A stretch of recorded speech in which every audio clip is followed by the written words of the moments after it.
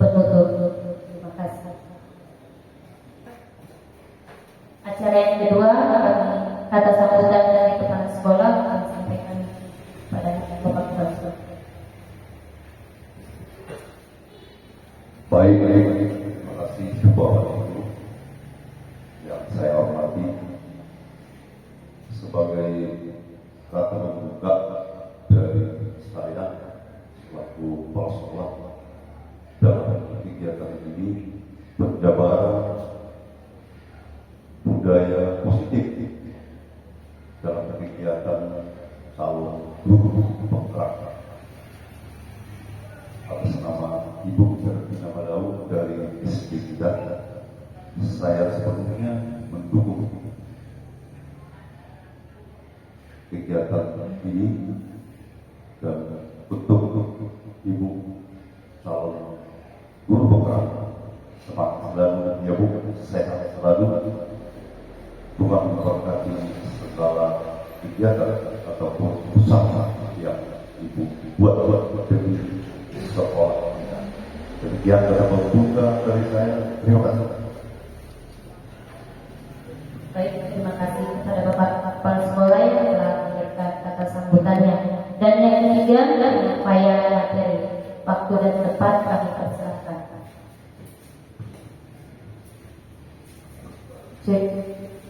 Baik, terima kasih atas kesempatan yang diberikan. Pertama saya ucapkan puji dan syukur kehadirat Tuhan yang Maha Kuasa atas berkatnya pada siang hari ini kita dapat berkumpul di ruangan kelas 6 dalam rangka penyampaian materi oleh saya Sri Yatina Malau sebagai calon guru penggerak angkatan 10 dari SD Negeri 09 1358 Haranggau, Kabupaten Simalungun. Ucapan terima kasih saya ucapkan kepada Bapak Ibu Guru yang bersedia hadir dalam pertemuan kali ini. Adapun judul materi yang akan saya sampaikan pada siang hari ini yaitu menyebarkan pemahaman dan penerapan pengalaman budaya positif. Sebelum saya masuk ke materi, ada 3 pertanyaan pemantik yang ingin saya tanyakan kepada Bapak Ibu yang ada di sini sekalian. Yang pertama, apakah Bapak setuju apabila hukuman dapat mendisiplinkan anak? Bagaimana Bu? Bagaimana Bu Neng? Menurut Ibu, apakah hukuman dapat mendisiplinkan anak? Hukuman dapat mendisiplinkan anak. Menurut saya, memukul itu mungkin terlihat efektif, tapi ada juga efek terhadap anak. Misalnya anak itu merasakan kesalahan dan kita menghukum. Jadi orang itu merasa bersalah memang. Orang itu merasa bersalah, tapi namun kemudian orang itu sukanya jadinya mendorong orang itu jadi suka berbohong jadinya. Jadi hukuman dapat mendisiplinkan anak itu saya kurang setuju. Menurut Ibu Kepala ini, hukuman dapat mendisiplinkan anak itu pernyataannya menurut Ibu ini tidak setuju. Untuk poin pertama. Untuk poin kedua, pemberian hukuman dengan hal positif seperti membaca atau membersihkan halaman sekolah dapat meningkatkan disiplin anak. Bagaimana, ada yang berpendapat? Ya, Ibu Putar, terakhir.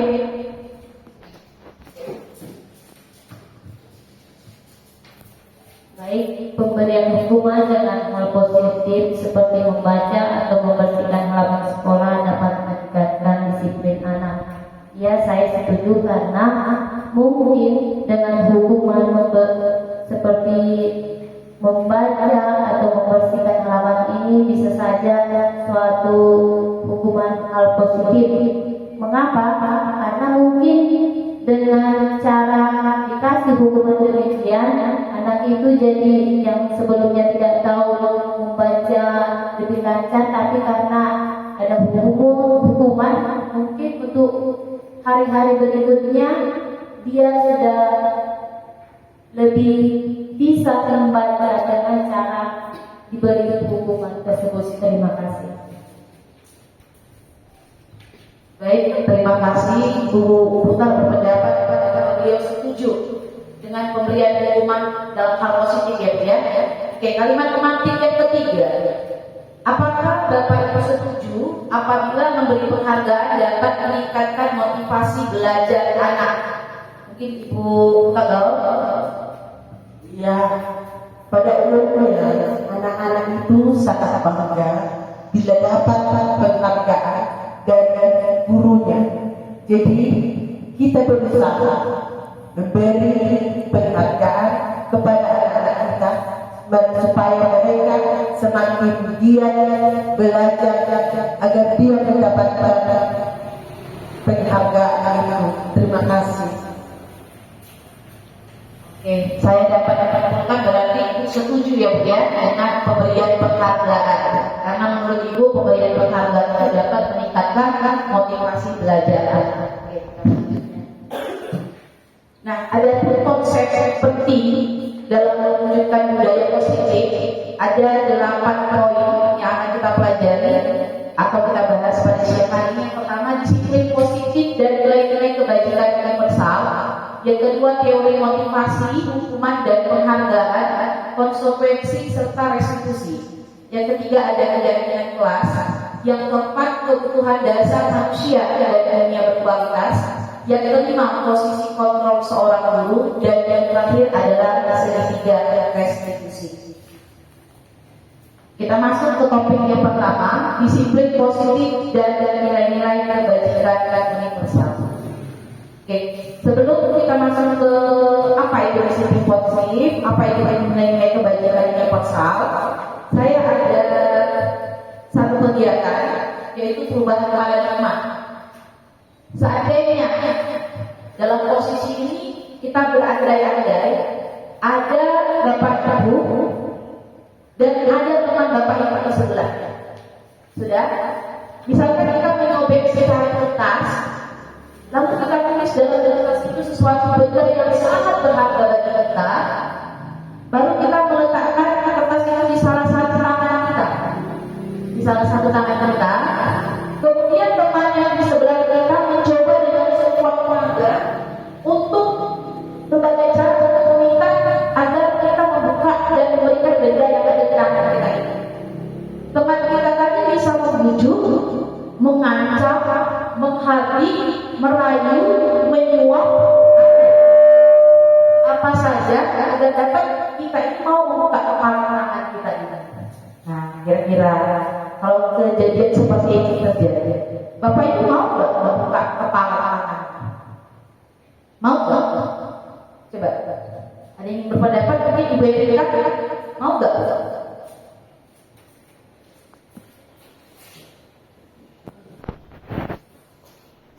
Ketika kita punya kan tadi dipaksa kita kan diancam, dirayu, pokoknya dia mau nggak kita membuka? Atau tetap nggak kita bertahan dengan prinsip kita untuk menjaga kerahasiaannya? Kalau menurut saya Bu, saya tetap menjaga. Iya, Bu Erika tetap menjaga ya. Oke, Ibu Erika Hanya tetap menjaga benda berharga tadi secara kertas tadi di dalam kepala tangan. ada yang berbeda. Oke, berarti kita tetap ya bahwa artinya yang mengontrol itu diri kita sendiri ya Bu Erika ya. Saya yang mengontrol, saya mau buka atau menutup tangan ini, gitu kan? Bukan atas rayuan orang, rujukan orang, bukan ya? Oke.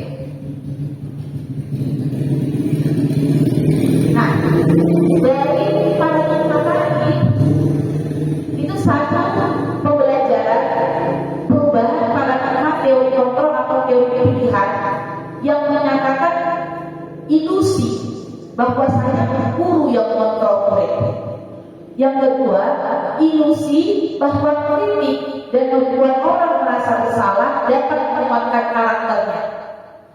Yang ketiga, ilusi bahwa semua penguatan positif efektif dan bermanfaat.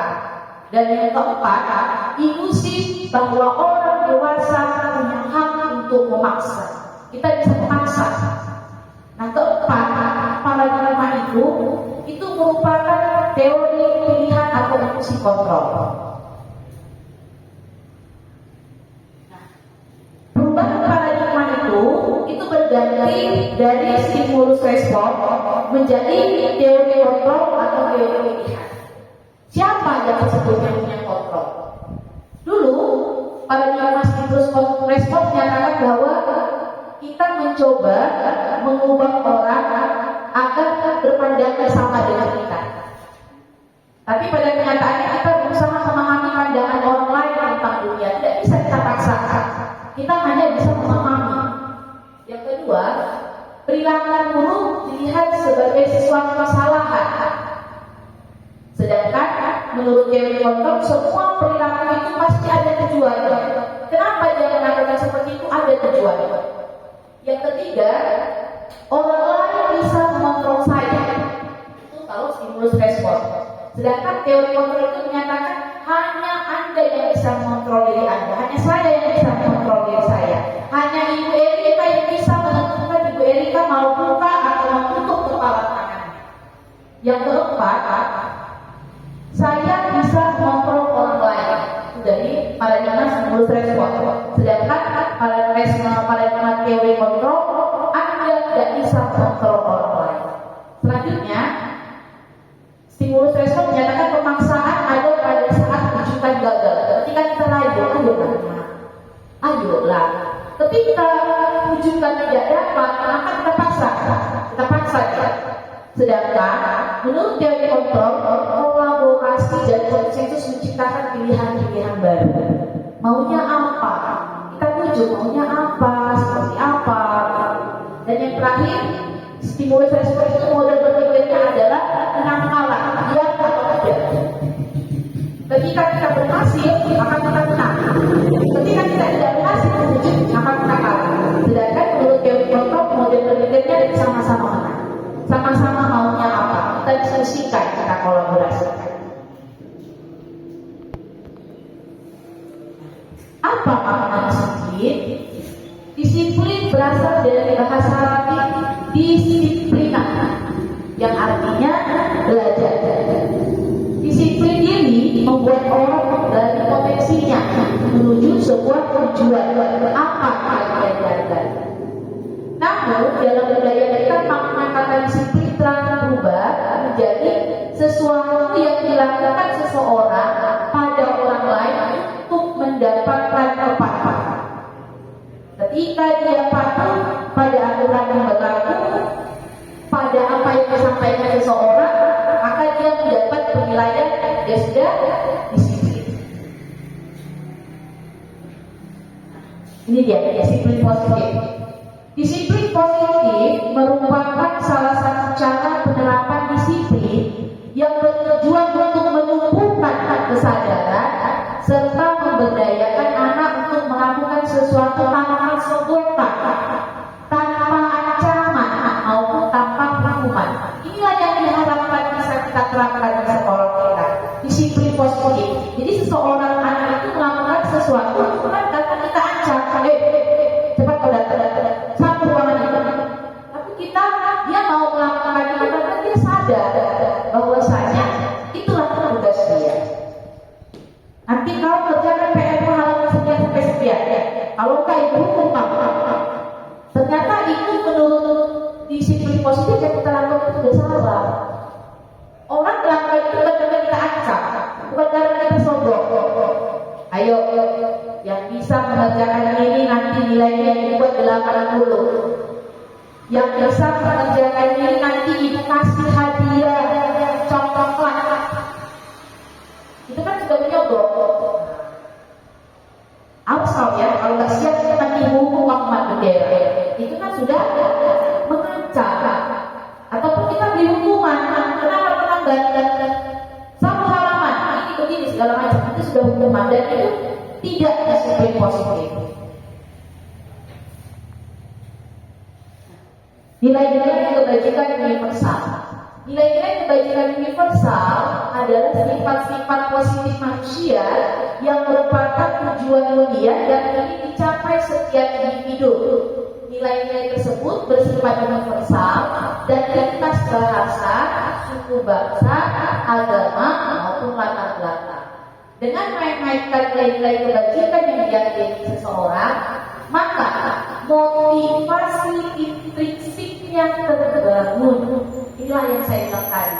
Motivasi dalam dirinya yang membangun dia sehingga dia mau melakukan sesuatu, bukan motivasi intrinsik dari luar, sogokan, ancaman, hukuman, bukan itu yang memotivasi dia melakukan hal-hal yang baik. Tetapi apa? Nilai-nilai kebajikan tadi itulah yang melatar belakangi dia sehingga motivasi intrinsiknya terbangun. Sehingga dia akan menggerakkan motivasi diri dalam dirinya untuk dapat mencapai tujuan yang mulia sesuai yang diinginkan. Pendapat ini disampaikan oleh Bianca tahun 1998. Nah, nilai-nilai kebajikan apa yang ingin dicapai oleh setiap anak Indonesia? Di kurikulum Merdeka, nilai-nilai kebajikan yang ingin dicapai setiap anak Indonesia itu dikenal dengan nama profil pelajar Pancasila. Ada beberapa dimensi. Yang pertama, dimensi beriman. Yang kedua, bertakwa kepada Tuhan yang Maha Esa.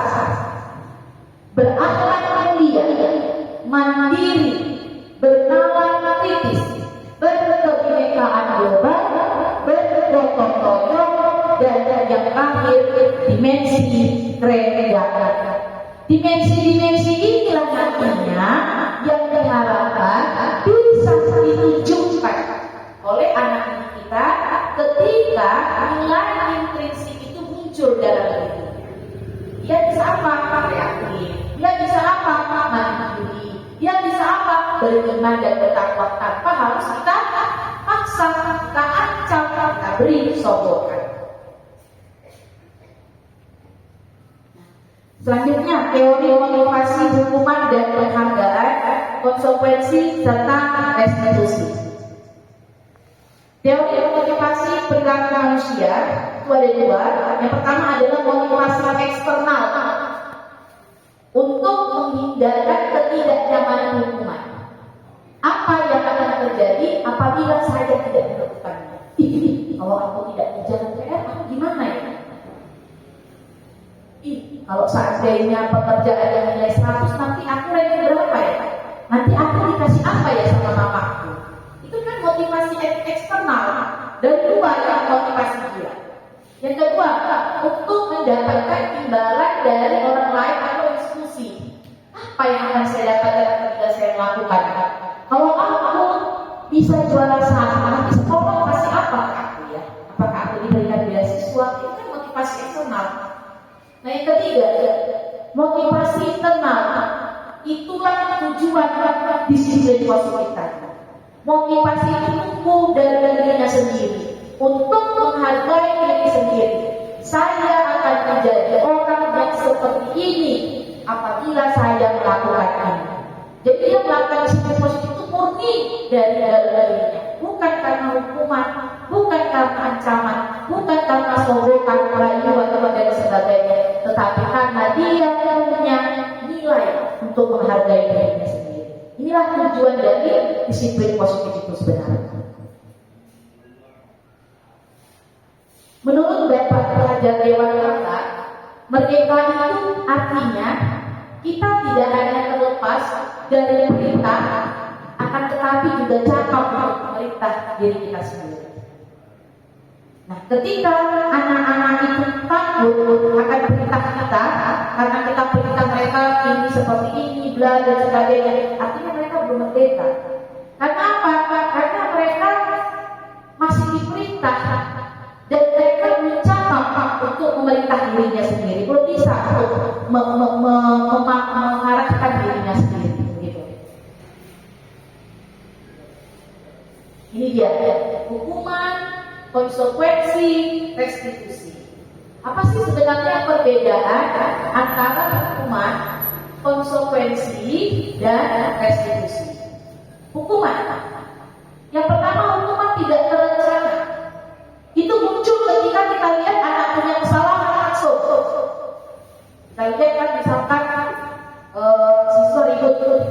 bisa. Kalau langsung kita pakai. Monas, ini kok di situ ya? Sini. Kita misalkan beri hukuman push-up. Itu hukuman. Karena apa? Kita tidak berencana mengapakannya. Refleks saja. Ketika dia punya kesalahan, langsung kita beri sanksi, itu namanya hukuman. Dan bersifat samara, bisa berupa hukuman fisik maupun psikis atau kata-kata kasar. Misalnya ada yang ribut kalau bisa bilang, gak kenapa saya ngomong, mau jadi manusia apa kamu? Itu kan sudah kata-kata kasar. Nah itu termasuk dalam hukuman. Sedangkan konsekuensi ini beda dengan hukuman, dia sudah berencana dan sedang kita sepakati. Misalkan contoh, kalau kamu tidak mengerjakan tugas, apa yang akan kamu dapatkan? Oh, saya misalkan akan mendapatkan nilai yang jelek. Kamu tidak hadir ke sekolah tepat waktu, apa yang akan kamu dapatkan? Jadi kita sepakat kan? Oh, maka absen saja banyak, nilai saja berkurang. Kita sudah rencanakan dengan dia. Itu dia konsekuensi. Dan itu dibuat oleh pihak guru maupun sekolah. Sedangkan yang ketiga inilah yang kita harapkan kita laksanakan, yaitu restitusi. Restitusi. Apa itu restitusi? Restitusi adalah proses menciptakan kondisi bagi seorang murid untuk memperbaiki kesalahan mereka, sehingga mereka bisa kembali kepada kelompok mereka dengan karakter yang berubah. Ketika seseorang anak punya kesalahan, maka kita akan ciptakan kondisi kepada dia untuk dia memperbaiki kesalahan. Bukan malah kita judge. Kok terlambat kok hari ini dia? Apa aja terjadi di rumah? Udah sempat salah. Dengan begitu kan, kalau pikir-pikir, memang saya akui saya lakukan ini sebelumnya. Itu termasuk kategori apa itu ya? Hukuman ya? Langsung saya judge dia. Kenapa kok terlambat? Ini saya sering berbagi pengalaman ya Bapak Ibu ya. Teringat tentang ini ya. Setelah saya pelajari, saya semakin tahu ternyata pasnya yang disiplin positif ini tidak salah. Itu kejadian pernah di kelas Ibu Erika ya, kelas 4. Atau saya siapa namanya itu? Yang Alfredo ya, iya Alfredo. Sudah? Dia sudah saya ingatkan pangkas kalau Alfredo. Ya Bu. Besok tiba-tiba dipangkas Alfredo. Berulang kali saya rasa sudah hampir seminggu siapa ini nggak pangkas. Hingga akhirnya ketika di kelas saya pun sudah berada pada titik emosi. Saya tanya sama dia, kenapa kau tidak pangkas? Lalu saya marahi dia kan, kau dengar pengumuman dari saya sudah bilang. Akhirnya mungkin kata-kata saya dan tindakan saya terlalu kasar kepada dia menitikan air mata. Bingung saja, nangis pikir saya. Apa mereka ngomong saya? Dan saya katakan, kenapa kau nangis Alfredo? Mamamu nggak kau pangkas, saya bilang. Dia nangis terus Bu, keluar mata dia bilang, nggak ada mama, aku ke Malaysia atau ke Batam? Malaysia ya. Malaysia maaf Bu. Bapakmu? Gak peduli bapak sama aku Bu. Maksud ini nggak Bu. Tuhan, dia udah berdosa rupanya. Gak tanya, bagus-bagus. Ini salah saya. Tapi ketika saya mempelajari disiplin positif ini, menciptakan kondisi untuk memperbaiki kesalahan, harus saya tanya, kenapa Alfredo tidak pangkas? Ada tahapan-tahapan yang kita akan pelajari. Tapi saya sendiri langsung bilang, mamaku di sini, ibu, mamaku di Malaysia. Jadi sama siapa kalau sini tinggal, bapak mana? Saya bilang, bapak gak peduli sama aku Bu. Jadi pernah katanya diminta si Alfredo ini uang untuk pangkas, nggak dikasih bapaknya. Ternyata itulah penyebab makanya si Alfredo tadi tidak terpangkas. Waduh. Ternyata setelah beberapa hari kami masuk menurut 1.4 kenapa? Oh ternyata sudah pas lah positif ini. Selama ini kita katakan Bu Mai kan kita mengejut aja langsung main pangkas, pangkas. Apalagi saya hal saya sebenarnya. Tapi dengan disiplin positif ini seperti tamparan. Begitu sama-sama kita saling mengingatkan. Mungkin saya sendiri mau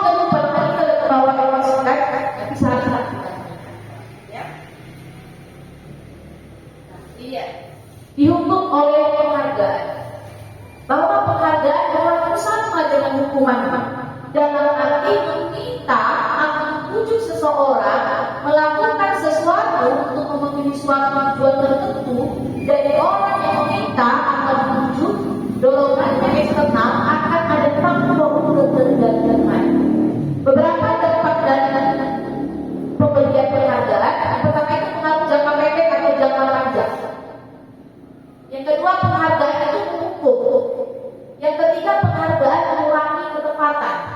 Yang keempat, penghargaan tidak efektif. Yang kelima, penghargaan merusak kehidupan. Nah, ini tadi yang Ibu tanggapan setuju ya dengan pemberian penghargaan. Nah, ternyata menurut di sisi positif itu kurang tepat.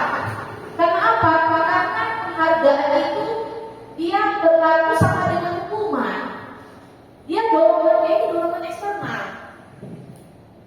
Ya, misalkan contoh kan, yang bisa mengajarkan itu maka diberikan coklat. Semangat.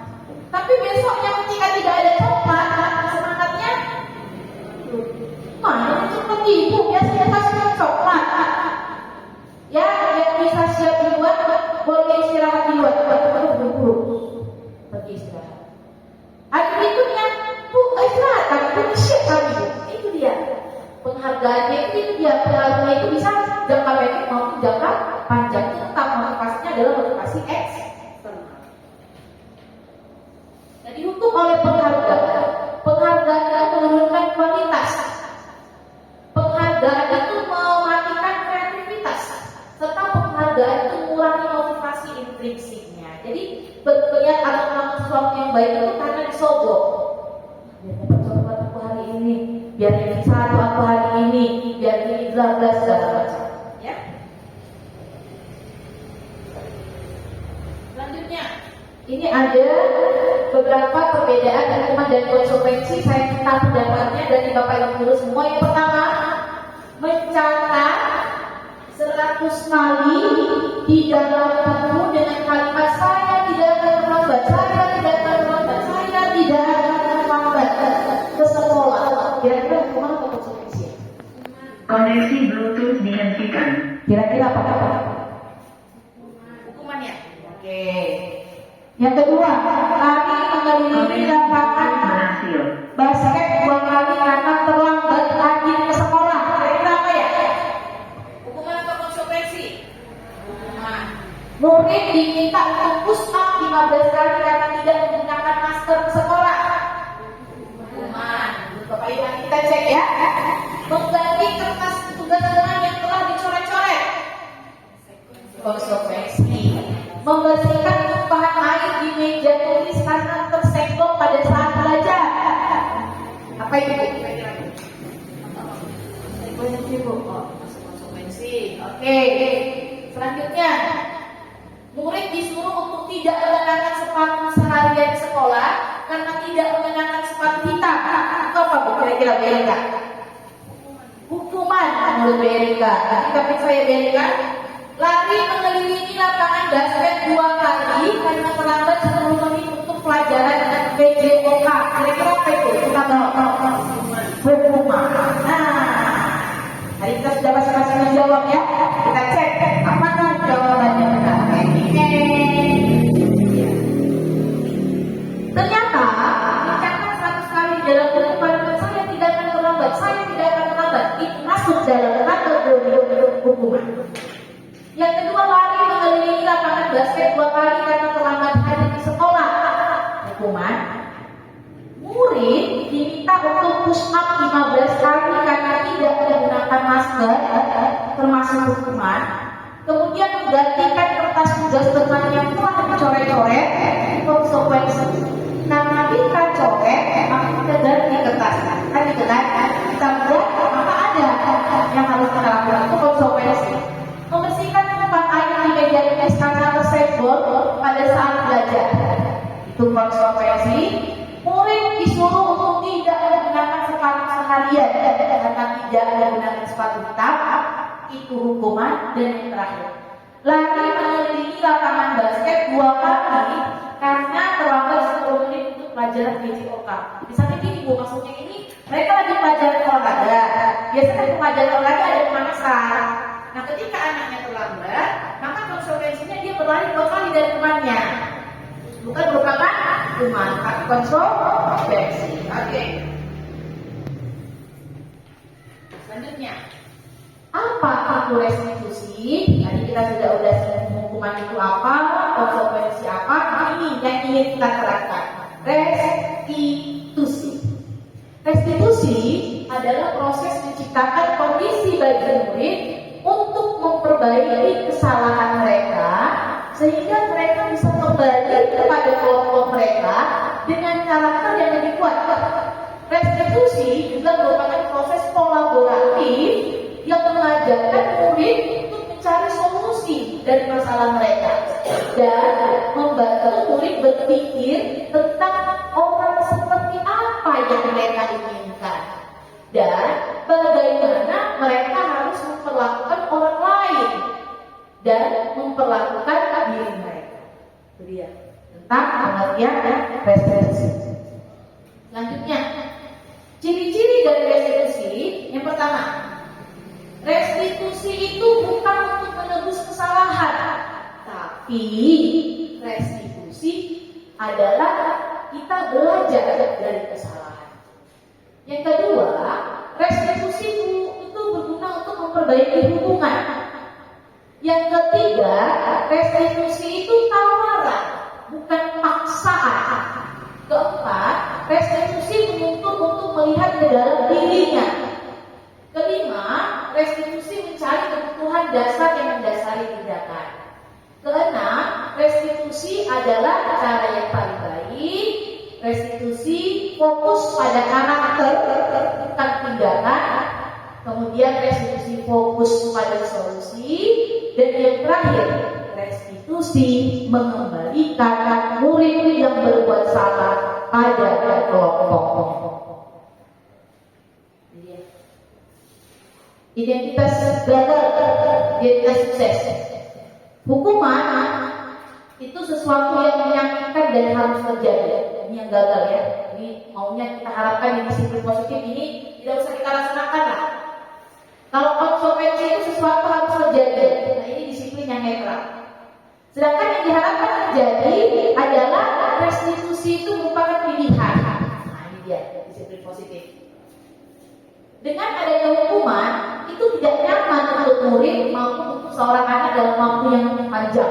Bisa saja mereka jadi apa? Trauma, ya, mentalnya down, nangis. Sedangkan konsekuensi tidak nyaman untuk murid dalam waktu jangka pendek. Sedangkan restitusi ini menguatkan untuk murid dalam jangka waktu yang panjang. Pada hukuman itu korban mendapat keadilan.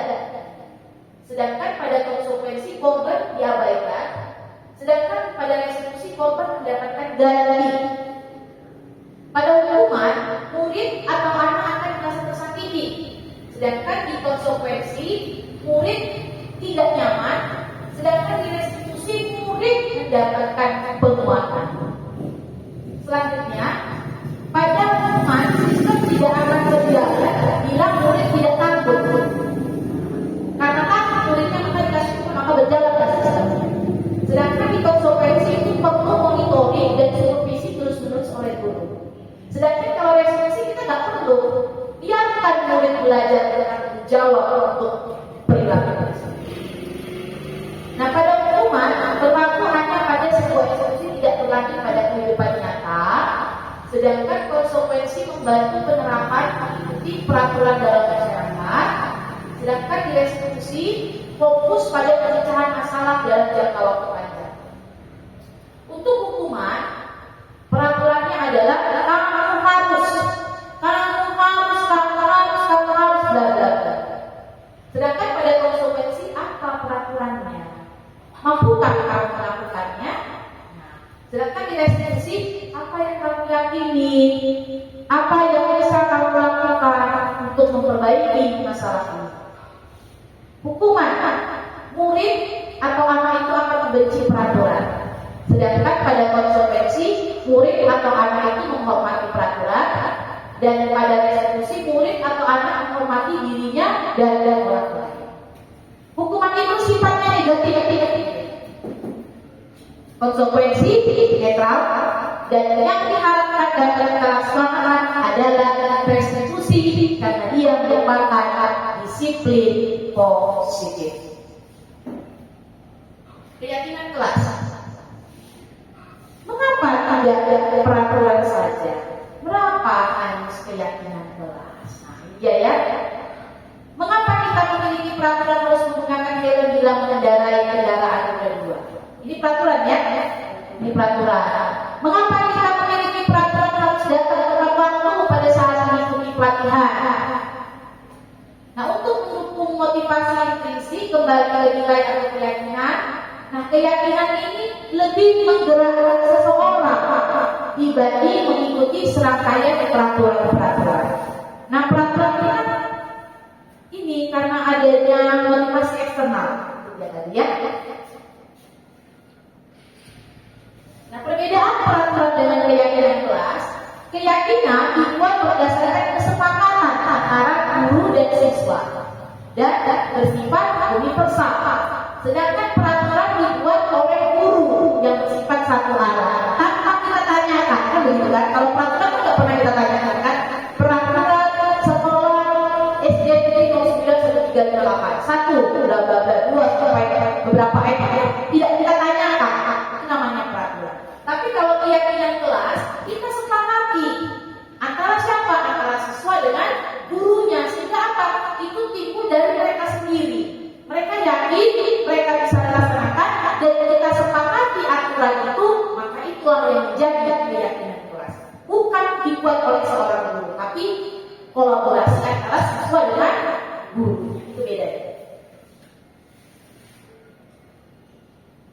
Nah, prosedur pembentukan keyakinan kelas yang pertama, guru akan mempersilahkan warga sekolah atau siswa untuk mencurahkan ide tentang peraturan apa yang disepakati. Kita kasih mereka, boleh Pak, saya pernah lakukan itu pemberian sticky note.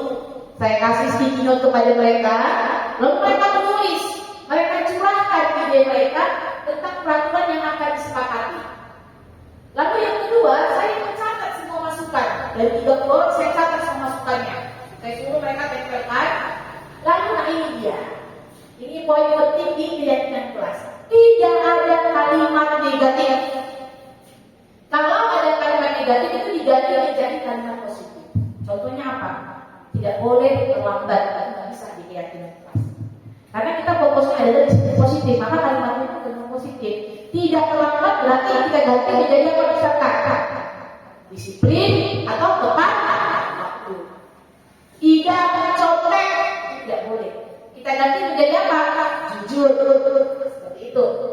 Yang keempat, tinjau kembali curahan pendapat yang terkumpul dan susun menjadi keyakinan kelas atau sekolah. Yang kelima, tinjau ulang keyakinan kelas yang sudah disusunkan. Kadang mau ada beberapa pendapat yang sama. Misalnya ada 3 orang, maka satu aja ambil. Ada beberapa kalimat yang maknanya sama, kita ambil salah satu aja. Kita tinjau. Kemudian ditinjau dan disetujui. Kita buat kesepakatannya. Seperti saya, kami biasa ketika sudah kita buat kesepakatan kelas, bukti bahwa kami sepakat, kami bertepuk tangan dan kami menandatangani kesepakatan kelas. Selanjutnya, keyakinan kelas itu ditempel di dinding kelas agar anak-anak ingat. Ketika mereka melanggar, mereka tahu, aku sudah melanggar keyakinan kelas poin 1. Aku sudah melanggar keyakinan kelas poin 2 dan seterusnya. Nah, ini dia contoh penerapannya.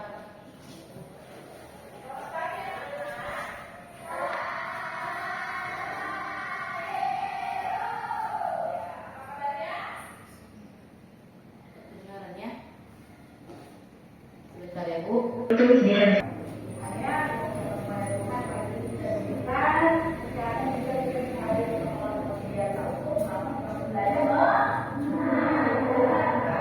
Dulu kita memulai KBM kita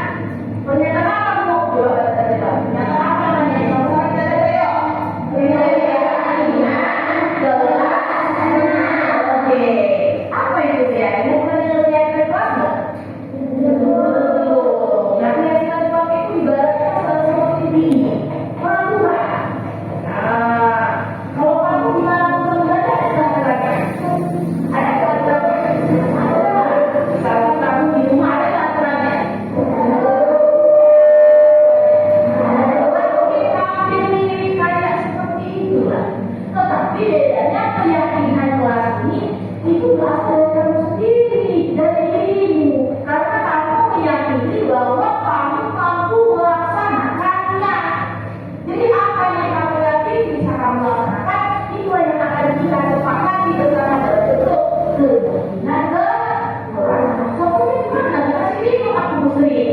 Ini contoh. Kita yakin nih bahwa kita bisa datang ke sekolah ini semua tepat waktu. Berarti bagaimana keyakinan kasih kita gunakan? Hadir ke sekolah tepat waktu. Bisa kok tidak boleh terlambat. Nah, itu bedanya. Kalau keyakinan keras, dia tidak boleh menggunakan kalimat contohnya apa? Tidak boleh berantem, tidak boleh mencuri, tidak boleh terlambat. Keyakinan keras itu, kesepakatan itu harus kita tuangkan dalam bentuk kalimat-kalimat konkret. Tidak boleh bentuknya bisa berubah. Kalau tidak boleh bentuknya berarti apa yang kalian positifnya? Jujur, harus jujur. Ketok karena dia jadi, aku bisa kok aku jadi orang yang aku bisa jujur. Tidak terlambat ke sekolah. Apa tidak terlambat ke sekolah kan yang positifnya? Apa? Tidak tepat waktu. Dan keyakinan kelasmu itu nanti akan kamu tuangkan apa yang kamu cari ilmu satu persatu nanti ibu minta lah. Kamu tuangkan dalam lembar kertas yang sticky note diberikan. Kalau sampaikan apa yang kalian bisa melakukan. Nah setelah itu kita akan pilih keyakinan kelas itu nanti yang mana kita sepakati menjadi keyakinan kelas kita. Kan? Apa yang kalian pilih bisa melakukan? Silakan tuliskan. Bisa aku? Bisa kalian? Bisa. Oke, itu akan dilihat satu persatu ini. Silakan tuliskan itu untuk kawannya. Apa yang kalian pilih bisa melakukan? Tuangkan dalam kertas. Ya? Oke, kembalikan ya.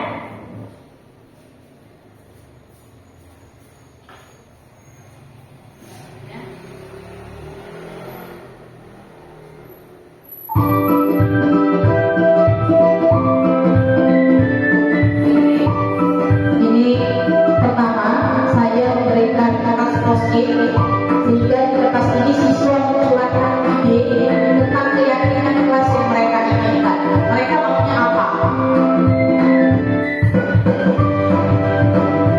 Setelah selesai, saya mempersilakan satu-satu siswa menempel keyakinan kelas yang mereka sudah tulis.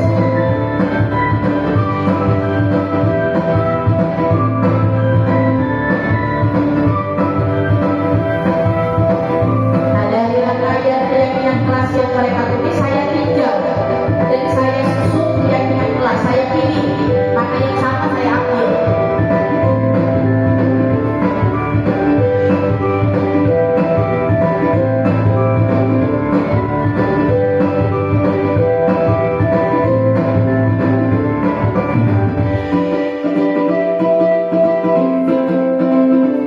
Sehingga akhirnya dapatlah 8 keyakinan kelas yang akan kami sepakati. Sebagai wujudnya, kami bertepuk tangan menandakan kami sepakat dan kami menandatangani kesepakatan itu. Penandatanganan yang disepakati satu persatu oleh siswa.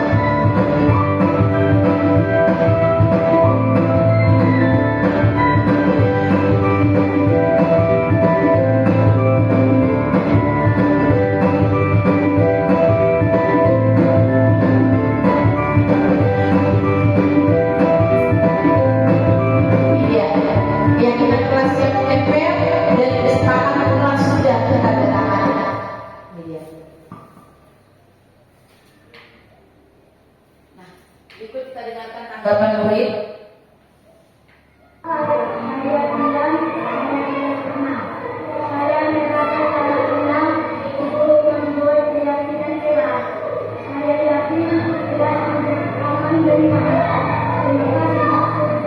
Ini tanggapan dari Dayan. Kemudian ada juga tanggapan dari ini dia. Halo, saya Firman.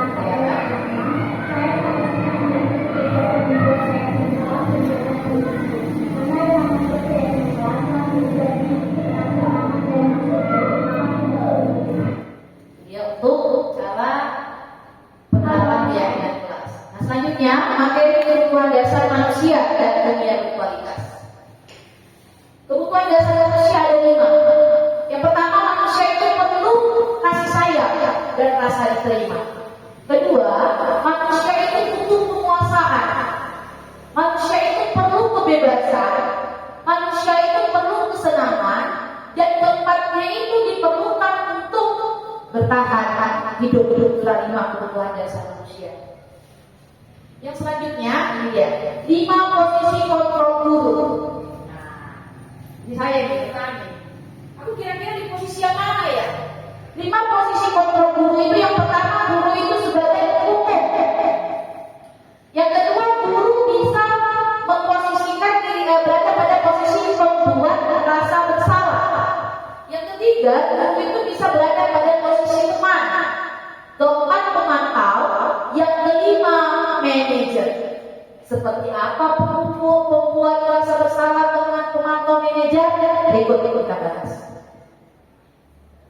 Penghukum, posisi kontrol yang pertama, ini yang paling sering saya lakukan. Inilah saya. Mudah-mudahan sekarang, mudah-mudahan ya. Nah, suaranya tinggi, bahasa tubuhnya, matanya ngotot nih, dan jari menunjuk atau menghadap. Contoh, terlambat lagi, masih terlambat lagi, selalu datang terlambat.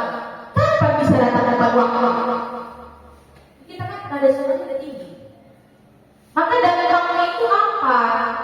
Anak menjadi pengendal dan tidak menyukai guru. Kadang mau lagi kayak gini, benci dia sama gurunya, diciptakannya julukan-julukan untuk gurunya. Kan kita mengalami seperti itu ya Bapak Ibu ya.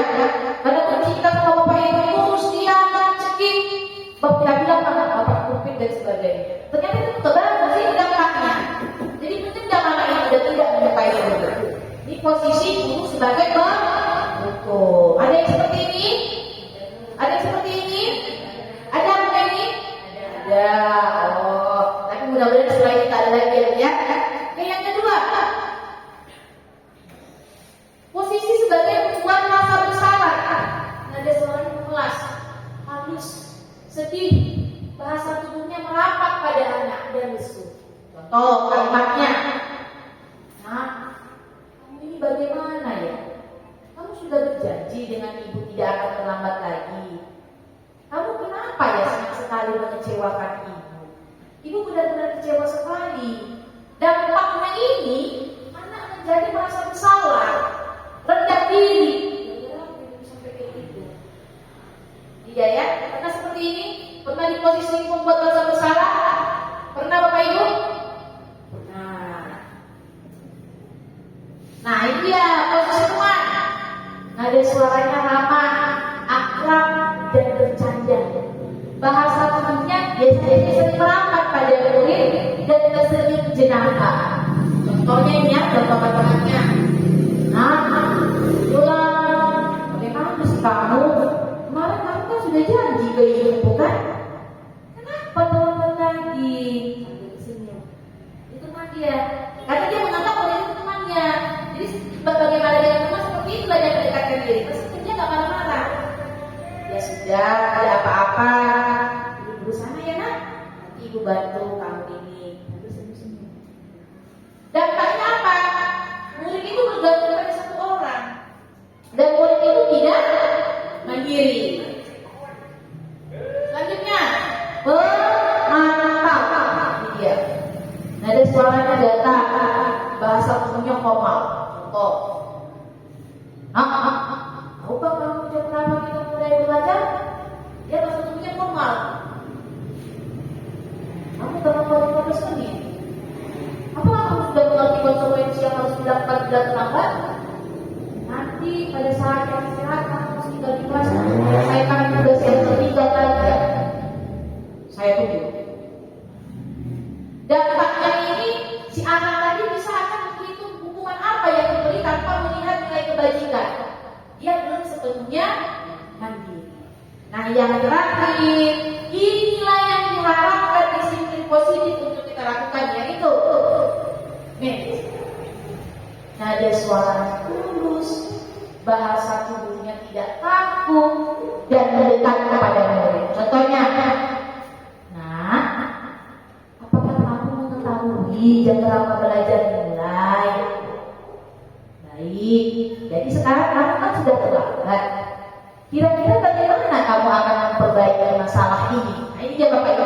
Kira-kira bagaimana kamu akan memperbaiki masalah ini? Kita berikan kepada siswa tadi untuk mengembalikan mereka ke kelompoknya. Tidak diajar, tapi kita bantu dia untuk mencari solusi. Ini dia manajer, mencari solusi dari masalahnya. Apakah kamu besok bisa hadir ke sekolah tepat waktu? Bagus, saya hargai usahamu untuk memperbaiki diri. Kita beri chance, kita beri kesempatan kepada dia untuk memperbaiki diri. Dampaknya apa? Murid akan mandiri, percaya diri dalam memecahkan masalahnya sendiri. Ini dia. Untuk memecahkan masalahnya tadi, kita bisa melakukan yang namanya segitiga restitusi. Apa itu segitiga restitusi? Segitiga restitusi adalah proses dialog yang dijalankan oleh guru ataupun orang tua agar dapat menghasilkan murid yang mandiri dan bertanggung jawab. Berarti kita lakukan dialog dengan murid kita. Ketika dia melakukan pelanggaran, ketika dia melakukan kesalahan, yang kita lakukan adalah untuk mencari solusi itu adalah tahapan segitiga restitusi. Ada 3 tahapannya, apa saja? Yang pertama, kita itu adalah menstabilkan identitas. Ini tahap yang pertama. Yang kedua, kita ada tahap validasi kebutuhan. Dan yang ketiga, kita tanyakan keyakinannya. Contoh menstabilkan identitas. Ketika dia buat salah, kita bisa pakai kalimat, setiap orang pasti pernah buat kesalahan. Kamu bukan satu-satunya orang yang pernah melakukan kesalahan, benar? Itu dia kita stabilkan identitasnya. Jadi dia nggak merasa salah, nggak merasa down, maksud saya, nggak merasa down ketika dia melakukan kesalahan. Kemudian validasi kebutuhan. Kamu pasti punya alasan kenapa kamu melakukan seperti ini. Ada cara yang lebih efektif nggak untuk mendapatkan apa yang kamu butuhkan? Dan yang terakhir kita tanyakan keyakinannya. Nilai apa yang telah kita sepakati? Kamu ingin menjadi orang yang seperti apa? Ini dia. Pertama, menstabilkan identitas. Di tahap yang pertama ya. Untuk membuat anak yang merasa gagal karena berbuat salah menjadi positif terhadap dirinya. Bukan kita judge. Kenapa terlambat kok? Ya bukan terlambat, ya beresnya. Ini kan begitu kan makin down anak-anak. Tetapi ketika kita stabilkan dengan kalimat, berbuat salah itu hal yang manusiawi. Tidak ada manusia yang sempurna. Bapak Ibu juga buat salah loh. Kita pasti bisa menyelesaikan permasalahan ini. Bapak itu tidak tertarik untuk mencari tahu siapa yang benar, siapa yang salah. Bapak atau itu lebih tertarik untuk menyelesaikan masalah. Kalau kamu menyalahkan dirimu sendiri terus-menerus, apakah kamu bersikap baik kepada dirimu sendiri? Nah, ini contoh kalimatnya. Yang kedua, validasi kebutuhan. Kita membantu murid mengenali basic atau kebutuhan dasar yang mereka ingin dipenuhi ketika melakukan kesalahan. Pada dasarnya ya, Bapak Ibu, setiap tindakan manusia pasti ada tujuannya. Untuk memenuhi kebutuhan dasar tadi. Kenapa dia melakukan itu? Karena dia ingin bebas, karena dia perlu kasih sayang, karena dia perlu rasa diterima. Nah, untuk itu disinilah kita bantu murid mengenali kebutuhan mereka. Biar mereka tahu maunya itu apa. Nah, contoh kalimatnya apa? Kamu bisa saja kan melakukan hal yang lebih buruk, tapi kamu tidak melakukannya. Kamu pasti punya alasan kenapa melakukannya. Apa yang penting bagi kamu? Kamu boleh tetap berusaha menjaga sikap itu, tapi tambahkan sikap yang lain yang baru. Maukah kamu belajar cara lain untuk mendapatkan yang kamu butuhkan tanpa harus memukul? Apakah kamu bisa melakukan dengan lebih baik besok pagi? Nah, langkah yang ketiga menanyakan keyakinan. Ketika anak melihat kesalahannya dibutuhkan dengan norma sosial dan nilai-nilai yang mendasari manusia berinteraksi dengan orang. Kita bisa bertanya, apa nilai yang kita percayai di sekolah atau di kelas kita?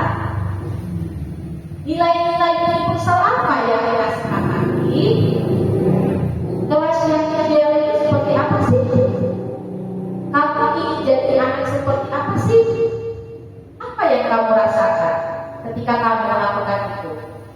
Kamu menjadi orang yang seperti apa? Bisa beberapa contoh kalimatnya ya. Nah, ini dia penerapan segitiga restitusi terhadap siswa yang melakukan pelanggaran keyakinan kelas. Berikut akan saya berikan 2 contoh kasus bagaimana saya melakukan penerapan segitiga restitusi ketika ada 2 kasus siswa melakukan pelanggaran keyakinan di kelas. Ini kasus yang pertama. Saat pelaksanaan ulangan kalian, Aurora melihat jawaban yang teman sedang punya atau Aurora mencontek. Hal ini dikarenakan dia tidak belajar. Nah, seperti apa segitiga yang saya terapkan?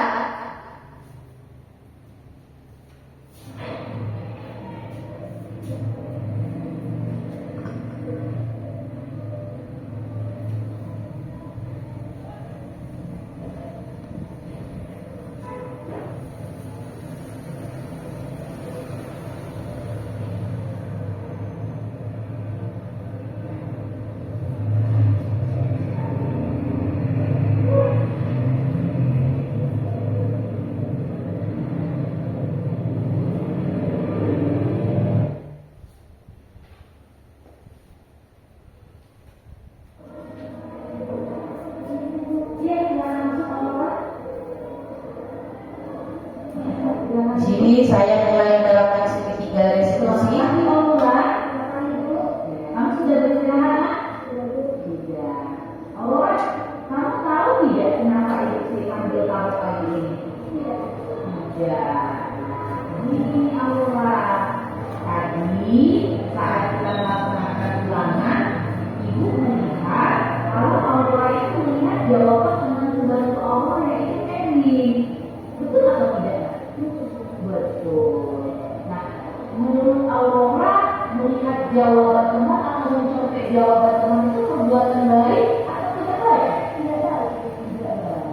Nah, makanya Aurora yang cerita. Semua orang pasti pernah berbuat salah. Jadi pada kali ini saya melakukan tahapan stabilkan identitas diri Dalam dipanggil Aurora kemarin itu bukan mau bicara siapa yang salah, tetapi Sri mau membantu saya solusi kepada Aurora sehingga Aurora tidak mengalami perbuatan jahat. Ya, karena Aurora tahu bahwa mencintai itu adalah perbuatan yang melanggar. Ingatkan, itu boleh tanya nggak? Kenapa Aurora mencontek? Kenapa Aurora melakukan itu? Karena Aurora tidak belajar, tidak belajar ya. Kenapa Aurora tadi malam tidak belajar? Karena ketiduran atau karena bermain atau karena apa? Bermain. Karena bermain. Oh, bermain apa? Nah? Bermain ya. Oh, oke. Nah, dengarkan. Aurora masih ingat nggak kesepakatan atau keyakinan kelas yang kita sudah sepakati beberapa waktu yang lalu? Boleh sebutkan saya? Apa yang nak? Wujud dan bertindak. Menurut Aurora, apakah mencontek itu sudah perbuatan itu juga? Tidak. Nah, kira-kira menurut Aurora, apa yang akan Aurora lakukan supaya Aurora tidak mencontek?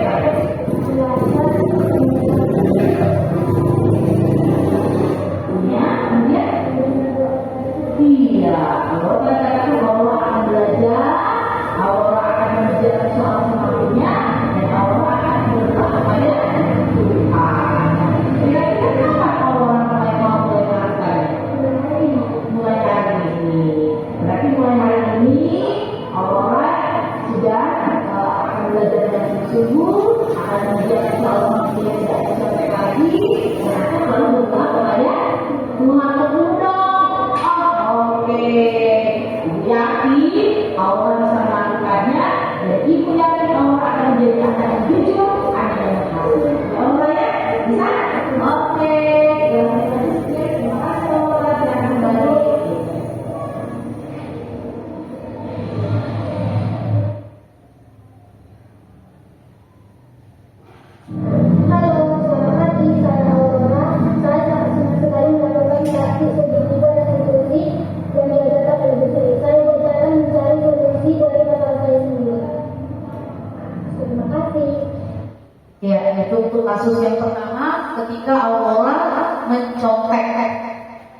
Selanjutnya kasus yang kedua, ketika ada seorang siswa bernama Alki di kelas saya itu bermain HP hingga larut-larut sehingga ia berangkat kesiangan dan mengakibatkan Alki datang ke sekolah terlambat.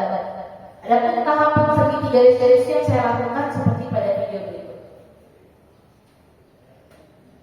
Ya, kita akan belajar tentang negara-negara ASEAN. Apa itu panjang dari ASEAN? Association of Southeast Asian Nations. Ya, silakan masuk. Selamat pagi, Alki. Sekarang duduk. Iya. Nah, negara-negara ASEAN ini, Dia ya, Alki tadi terlambat.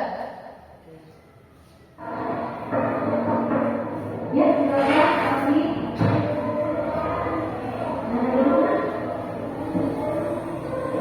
Selamat pagi, Alki. Selamat pagi, Bu. Ya, Alki sudah istirahat? Sudah di kantin. Sudah istirahat. Nanti mau tanya, Alki tahu nggak kenapa Alki dipanggil pagi? Tidak tahu. Tidak tahu.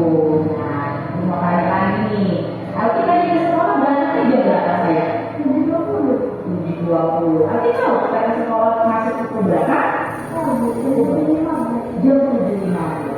Nah, menurut Alki nih, Alki kan tadi ke sekolah datangnya jam 20. Sedangkan sekolah kita masuknya pukul 7.15. Menurut Alki datang terlambat atau tepat waktu?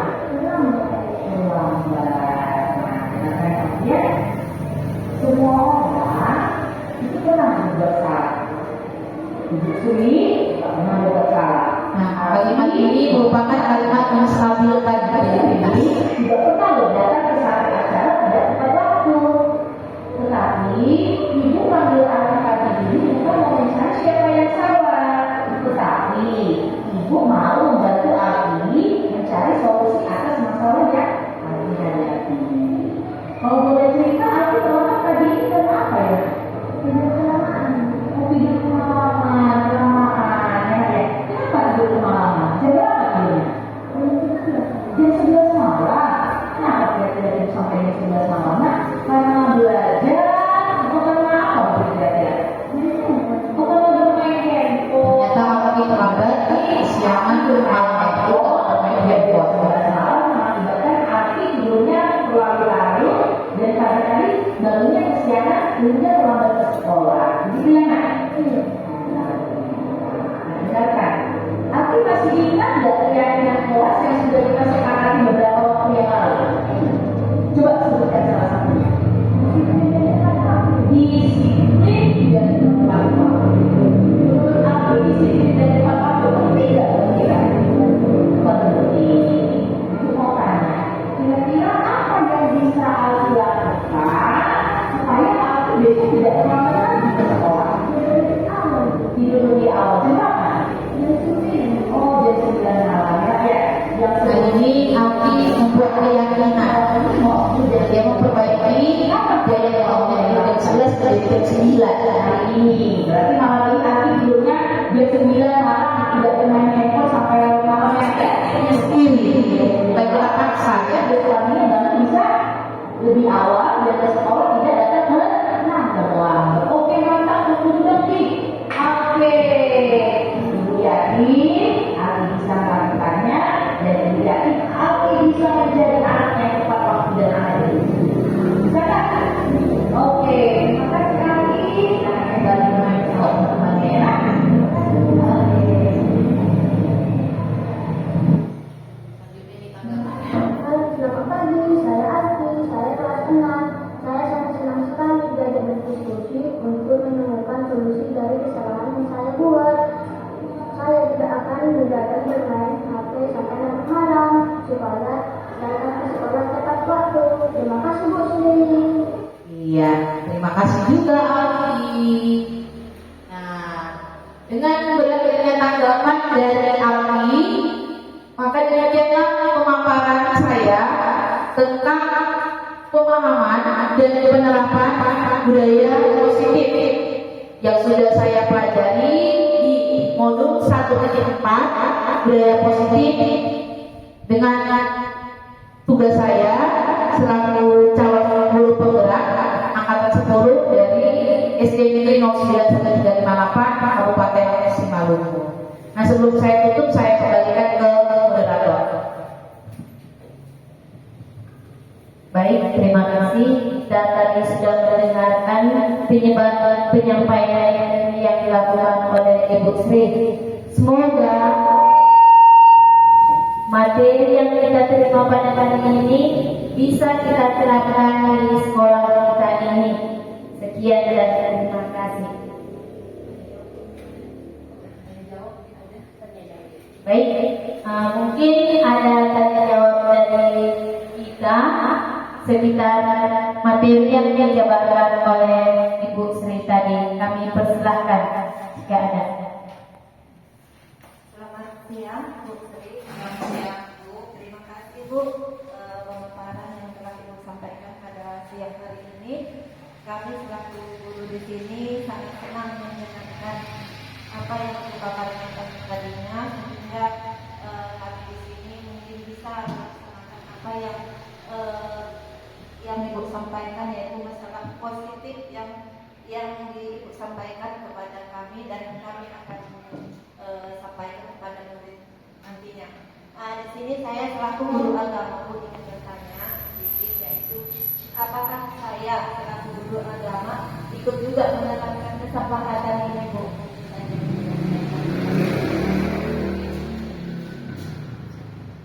Baik, langsung saya jawab saja ya, Ibu Utah.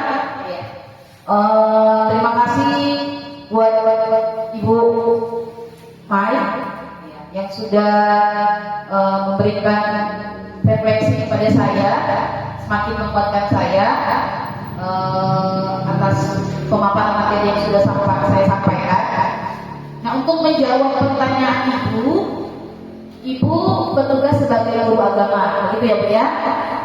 Nah, ketika kesepakatan kelas sudah dibuat oleh kelas masing-masing, apakah Ibu sebagai guru agama perlu atau tidak menerapkan kesepakatan kelas? Itu ya kira-kira maksudnya, Bu ya. Nah, menurut hemat saya, itu kembali kepada Ibu. Ketika Ibu lihat kesepakatan kelas, Ibu boleh tanyakan kepada anak Ibu, apakah kita perlu membuat kesepakatan kelas lagi untuk khusus untuk setiap pelajaran agama? Mungkin ada keinginan ini kan, kesepakatan ini kan kolaboratif dari guru dan dari siswa. Mungkin ada yang ingin ditambahkan, boleh. Atau mungkin karena ibunya kan mengajar agama kan 1, 2, 3 digabung begitu kan, 1, 2, 3 kan berada pada tingkatan level yang berbeda. Mungkin di kelas 1 kesepakatan kelas mereka seperti ini, di kelas 2 kesepakatan kelas mereka seperti ini. Mungkin bisa kita combine, kita gabung, maka menciptakan kesepakatan kelas yang baru khusus kesepakatan kelas untuk mata pelajaran agama. Itu, Bu, menurut saya. Ya, terima kasih. Baik, Bu, bagaimana Bu atas jawaban Ibu Sri? Mungkin masih ada dari ibu guru yang lain untuk bertanya. Kami persilahkan Ibu Erika.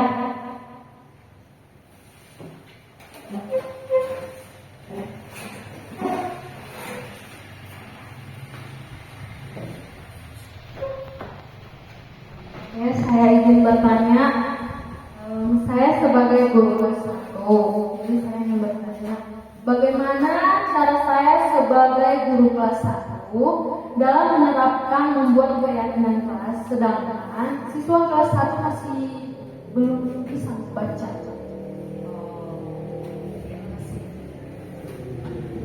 Oke, maksudnya begini untuk Ibu Media.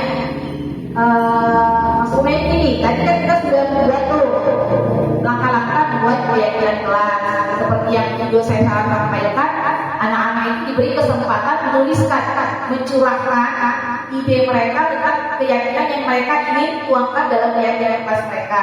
Sedangkan kendala-kendala ini tadi di kelas 1 ya, Bu ya, anaknya belum bisa membaca dan menulis intinya, Bu ya. Kalau menurut saya, Bu, solusinya itu kita bisa menggunakan gambar. Nah, kita mungkin bisa tunjukkan 2 gambar pembaca ini. Contoh, ada anak yang buang sampah sembarangan.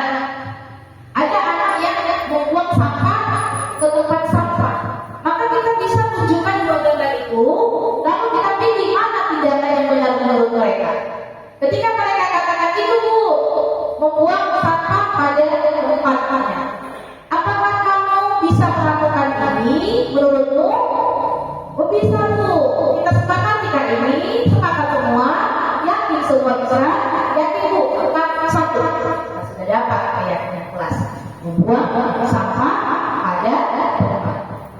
Kita buat misalkan gambar yang kedua, ada anak yang mengerjakan ujiannya serius, ada yang mencontek, maka hal yang sama kita lakukan seperti itu. Jadi kalau menurut hemat saya sih, kita bisa bantu mereka, kita arahkan mereka dengan menggunakan gambar, jadi mereka lebih paham. Gitu ya Bu Neni? Bisa kira-kira? Oke.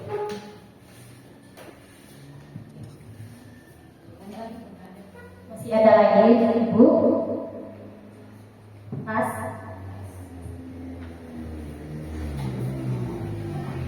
Ya, baiklah. Saya rasa Bapak Ibu di sini telah memahami artinya apa yang saya sampaikan, telah sampai kepada kita semua. Ini tugas bukan hanya tugas pribadi saya. Ini sekolah kita. Kembali lagi saya kembali mengundang Bapak Ibu untuk berkolaborasi sama seperti visi yang kemarin, visi dan prakarsa program sekolah. Sekolah kita bisa maju itu bukan karena Bapak kepala sekolah, bukan karena saya, bukan karena ibu kita, bukan karena ibu Mai, ibu Tanggung, tapi karena kolaborasi dari kita semua. Mari bersama-sama dari saya kita saling berkolaborasi, saling membangun. Kita terapkan budaya positif ini di lingkungan kita. Awalnya memang sulit, tapi saya yakin konsistensi akan mempermudah kita melaksanakannya ini. Bagaimana kita melaksanakannya dimulai dari gerbang sekolah, dari pagi hingga anak-anak pulang, dan mereka akan menerapkannya di lingkungan mereka. Saya rasa demikian penyampaian materi dari saya. Saya sampaikan terima kasih kepada kita semua. Horas, horas, horas.